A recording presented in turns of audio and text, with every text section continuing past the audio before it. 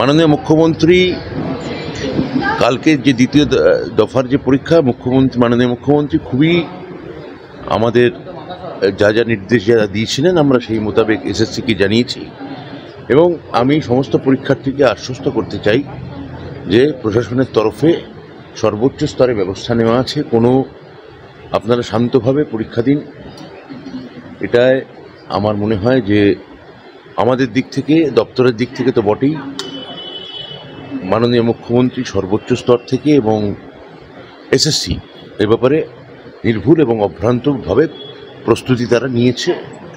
আশা রাখছি পরীক্ষাকাল শান্ত এবং নির্বিঘ্নে শেষ হবে। যাদবপুর ইউনিভার্সিটি থেকে কোনো প্রস্তাব পাঠিয়েছে আমি জানি না এখনো, মানে সে ওরা কি প্রস্তাব পাঠিয়েছেন আমার পক্ষে প্রশ্ন করেন। আপনি বললেন যে আরএসএস বাংলা ভাষার ক্ষেত্রে যে তাদের যে ভূমিকা তা প্রশ্নাতীত নয়, কেন বলছেন এটা? না, প্রথম কথা হচ্ছে যে এই যে বিভিন্ন জায়গায় বাঙালিকে যে হেনস্থা করা হচ্ছে, বাংলা শুনলে বাংলাদেশি বলে দাগিয়ে দেওয়া হচ্ছে, পুশব্যাক সিস্টেম করা হচ্ছে, এমনকি আধার কার্ড বা অন্যান্য দেখার পরেও শুধুমাত্র বাঙালি বলে কেউ হয়তো মুর্শিদাবাদের, কেউ হয়তো নদিয়ার, কেউ হয়তো হুগলির, কেউ হয়তো কলকাতার বাঙালি, কিন্তু বাংলা ভাষায় কথা বললেই যেভাবে আক্রমণ করা হচ্ছে এবং বিজেপি শাসিত রাজ্যগুলোয় হচ্ছে, এটা খুব গভীর চিন্তার এবং উদ্বেগের, কারণ এটা ফেডারেল স্ট্রাকচার ধ্বংস হয়। যাদব পরিষদের র্যাগিং একজনের মৃত্যু হলো, আপনার গাড়িতে হামলা হলো, আরেকজন কালকে পরশুদিন মারা গেলেন। বিশ্ববিদ্যালয়ের অভ্যন্তরীণ এই অরাজকতা নিয়ে কি বলবেন? আমার একটাই কথা বলার, যে যখন আমাদের উপাচার্য ছিলেন এবং উপাচার্য ভালোভাবে কাজ করছিলেন, এই যে একটা সম্পূর্ণ বিশ্ববিদ্যালয়কে মস্তকহীন করে দেওয়া হলো, মুন্ডহীন বিশ্ববিদ্যালয়, এই যে মুন্ডহীন বিশ্ববিদ্যালয় করে দেওয়া হলো এবং তিনি করলেন যখন সুপ্রিম কোর্টের বিষয়টা বিচারাধীন, যেভাবে সুপ্রিম কোর্টে কে নাম মানে বুড়ো আঙুল দেখে তুড়ি মেরে যেভাবে করা হয়েছে, এটা আসলে সমস্ত বিশ্ববিদ্যালয়ের ক্ষেত্রে এটা একটা প্ল্যানিং, বিশ্ববিদ্যালয়গুলো যাতে অরাজক হয়। এখন এই অরাজকতার এই কারোর একদিন ব্যক্তিগত ইচ্ছা অনিচ্ছা তার বলি হচ্ছে এই বাচ্চা বাচ্চা ছেলে মেয়েগুলো। আর শেষ প্রশ্ন স্যার, যাদবপুর বিশ্ববিদ্যালয়ের সহ-উপাচার্য বলছেন যে নিরাপত্তা রক্ষী আরও প্রয়োজন, এইগুলো কি ত্বরান্বিত আপনারা করতে পারছেন না পার্মানেন্ট ভিসি নেই বলে? একটা বিশ্ববিদ্যালয়ে যদি উপাচার্য না থাকেন এবং যাদবপুরের মতো একটা সেন্সিটিভ বিশ্ববিদ্যালয় যেখানে অতীতেও এরকম ঘটনা বারবার ঘটেছে, সেখানে একটা নৈরাজ্য, স্বাভাবিক নৈরাজ্য হওয়ার কথা। তাও আমি যাদবপুরকে ধন্যবাদ জানাবো যে তারা কলকাতা বিশ্ববিদ্যালয়ে যেমন তলানিতে চলে গেছে র্যাঙ্কিংয়ে রাজধর্ম পালন করতে গিয়ে, যাদবপুর তাও এরকম একটা সর্বোচ্চ জায়গায় গেছে। কিন্তু এই যে স্থিতি এবং শৃঙ্খলা, এটার জন্য উপাচার্য আসা অত্যন্ত জরুরি।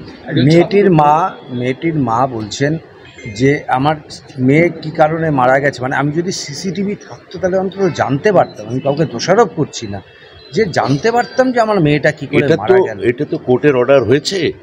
এবার উপাচার্য আমাদের সঙ্গে এক প্রস্ত কথাও এগিয়ে গিয়েছিল, চিঠি চাপাটি বন্ধ হয়ে গেছে, কোনো আমাদের কাছে কোনো মানে কি বলবো কমিউনিকেশন নেই। এখানে ব্যবস্থা যখন আমরা নেব, আমাদের ফিনান্স অলরেডি স্যাংশন করে দিয়েছে, উপাচার্য বসলেই আমার ধারণা কোর্ট যে অর্ডার দিয়েছেন সেগুলো আমরা মানে ফুলফিল করতে পারবো। কলকাতা বিশ্ববিদ্যালয়ের উপাচার্য একজন ছাত্রকে সেন্সার করে দিলেন, এইভাবে কোনো বিশ্ববিদ্যালয়ে একজন ছাত্রকে সেন্সার করতে পারে? আমি জানি না, মানে এটা প্রথম কথা, বিশ্ববিদ্যালয়ের বিধিতে এইভাবে একজন ছাত্রকে আলাদা করে প্রতিহিংসা, ব্যক্তিগত প্রতিহিংসার বশবর্তী হয়ে এইভাবে করা যায় কিনা। এই এমনিতে বিশ্ববিদ্যালয়টা প্রায় র্যাঙ্কিং, অল ইন্ডিয়া র্যাঙ্কিং বলছে যে শেষ, প্রায় শেষ, ধ্বংস করে দিয়েছে। সেখানে ছাত্রদের ধরে ধরে এভাবে টার্গেট করা এবং ব্যক্তিগত প্রতিহিংসা মেটানো, এটা খুবই মানে ছাত্র সমাজের পক্ষে দুশ্চিন্তার এবং কলঙ্কের। মানে কোনো উপাচার্য এত নিচে নামতে পারেন, এটা আমার ধারণার বাইরে। কেন্দ্রীয় শিক্ষা প্রতিমন্ত্রী যাই হোক, কেয়ারটেকার হোক বা যাই হোক, নামে যাই হোক, আমি মানি যে ময়ূর পুচ্ছ ধরা গায়ে জড়ালেও কাকই থাকে, কিন্তু মানে ছাত্ররা এই কাকেদের ঠক্কর খাচ্ছে, এটাই বলতে পারে। কেন্দ্রীয় শিক্ষা প্রতিমন্ত্রী তিনি বলেছেন যে সিসিটিভি ব্যাপার না, রাজ্য সরকারের সদিচ্ছার অভাব, যার জন্য এই ঘটনাগুলো ঘটছে। এখানে একটি মেয়ের অ্যাক্সিডেন্ট হয়েছে, এই মেয়েটি অ্যাক্সিডেন্ট নিয়ে আমি শিক্ষা প্রতিমন্ত্রীকে বলবো রাজনীতি না করে মেয়েটি পরিবারের পাশে দাঁড়ান, মেয়েটি পরিবারের সঙ্গে সহানুভূতি দেখান এবং প্রশাসন বা পুলিশকে যাতে পুলিশ স্বাধীনভাবে কাজ করতে পারে তার নিশ্চয়তা দিন।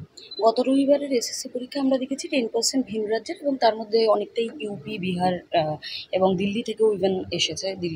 তো আশা করছি কালকের পরীক্ষাতেও আমরা বেশ কিছু সংখ্যককে দেখতে পাবো। এটা নিয়ে কি বলবেন, যেখানে বাংলা নেই? এটা বোঝাই যাচ্ছে বাইরের রাজ্যে কোনো চাকরি নেই, বিজেপি শাসিত রাজ্যগুলো কোনো চাকরি নেই, তারা ছেলে মেয়েরা এখানে চলে আসছে।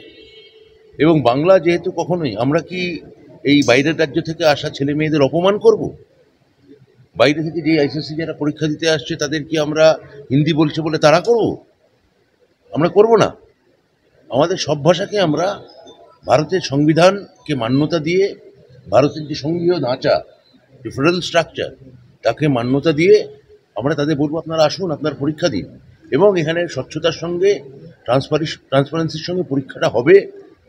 আপনাদের ওখানে পরীক্ষা হয় না, বিজেপি শাসিত রাজ্যগুলো পরীক্ষা হয় না, আপনাদের ওখানে বছর বছর এতগুলো বেকার তৈরি হচ্ছে।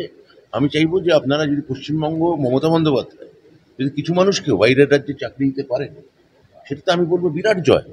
Last কিন্তু example কিন্তু তো- আপনি যখন বলছেন, একই সঙ্গে এখানকার বিরোধী দলনেতা তিনি প্রত্যেকটা পরীক্ষার আগে প্রথমে বললেন প্রশ্ন ফাঁস হয়ে গেছে, প্রশ্ন ফাঁসটা দেখান, হ্যাঁ বলছেন, আবার অডিওটা দেখান।